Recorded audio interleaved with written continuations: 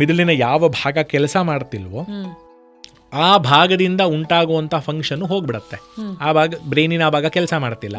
So ಅದಕ್ಕೆಲ್ಲ ಒಂದೊಂದು medical terms ಒಂದೊಂದಿರುತ್ತೆ. Facial ಅಗ್ನೋಸಿಯಾ ಅಂತಾರೆ.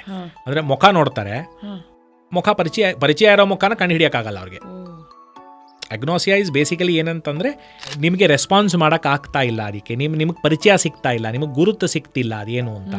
ಈಗೇನೊಂದು ಪೆನ್ ಇಡ್ತಾರೆ, ಇದು ಏನಿದು ಗೊತ್ತಿಲ್ಲ ನನಗೆ, ಅದು ಅಂದರೆ ಆ ಭಾಗ ಬ್ರೈನು ಅಫೆಕ್ಟ್ ಆಗಿದೆ. ಸೊ ಹಾಗಾಗಿ ನನಗೆ ಗೊತ್ತಿಲ್ಲ ಅದು ಪೆನ್ನು ಅಂತ. ಫೆಮಿಲಿಯರ್ ವಸ್ತುಗಳನ್ನು ಕಂಡು ಹಿಡಿಯೋದಕ್ಕೆ ಆಗಲ್ಲ.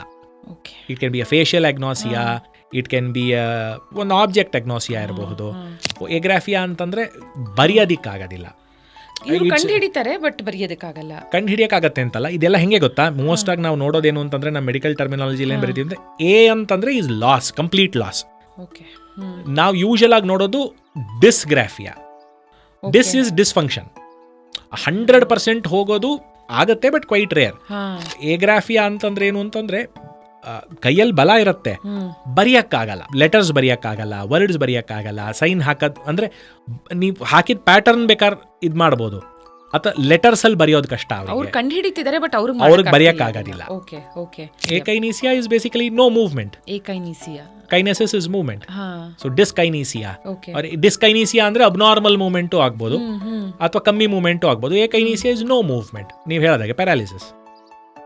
And alexia, dyslexia, you would have heard dyslexia in children.